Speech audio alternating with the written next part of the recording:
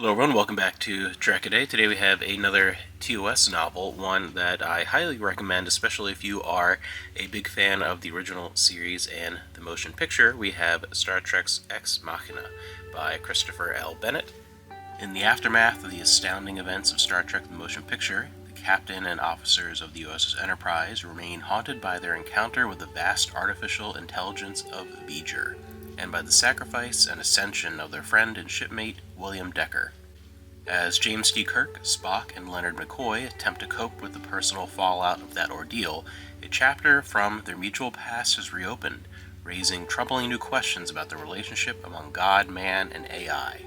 On the recently settled world of Duran 4, the former refugees of the Fabrini world ship Yonada are being divided by conflicting ideologies as those clinging to their theocratic past vie with visionaries of a future governed by reason alone.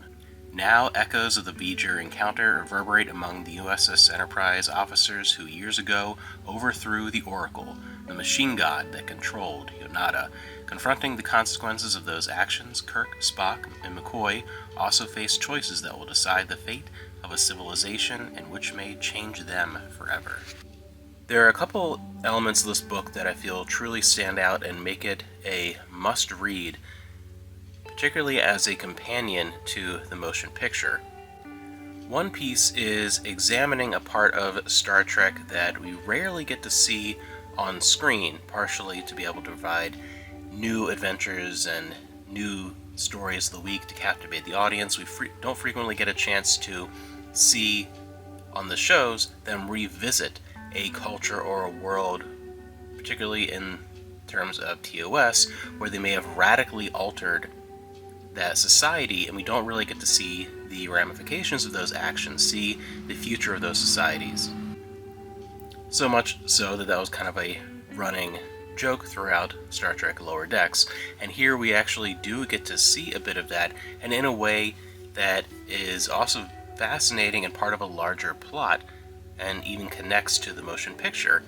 We get to see what happens when the Federation returns to liberated planets or vastly altered societies, providing Federation guidance, with examples of Landru from Return of the Archons, and even more prevalent throughout the entire story, a lot of the crux of the main adventure involves the society from The World is Hollow and I've Touched the Sky, and dealing with returning to that society and some new troubles that are brewing, and how the current issues that they're having are connected to V'ger and that experience as well. And throughout that already fascinating story, we have a further level that involves the inner turmoil of the characters as they deal with this outer force that is causing all kinds of issues. The internal conflict I found to be almost more fascinating, as the timing of the book being very close to after the end of the motion picture. That time frame provides a lot of chances to explore those characters as they work their way through the external conflict. It really, I think, expertly intertwines this main narrative with each character's personal growth as they navigate the ramifications of the events of the motion picture and contemplate their futures. Where are they going from now?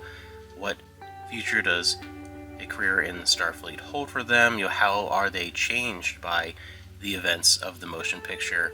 Spock and Kirk in particular, I feel you get a lot more time with them, and I think Kirk's is almost the most fascinating in him trying to sort out his own feelings with what happened and how he regained control of the Enterprise from William Decker, and really trying to almost seek forgiveness for some of the actions that he regrets from those around him, contemplating decisions that he regrets, what ifs and what could have gone differently, and then trying to, while sorting through those, lead the crew of the Enterprise through the current conflict and contemplate where this will lead him in the future. And I think everyone has a lot to work through as the current conflict forces them to examine the past and how things were, and realizing that things aren't quite the same. As the ship itself has changed radically, so have they, and what does that new future entail. And I think overall it's just a fantastic read. And again, as I said, if you are a fan of the motion picture, I think it's an even better read because it ties in so well and really does a great job of exploring the characters as they deal with the events in the motion picture, and we get a really cool look back and revisit to societies affected by events within the original series. So I have like zero complaints. I think this is a fantastic book, and one that does a really good job of balancing those two elements of the story.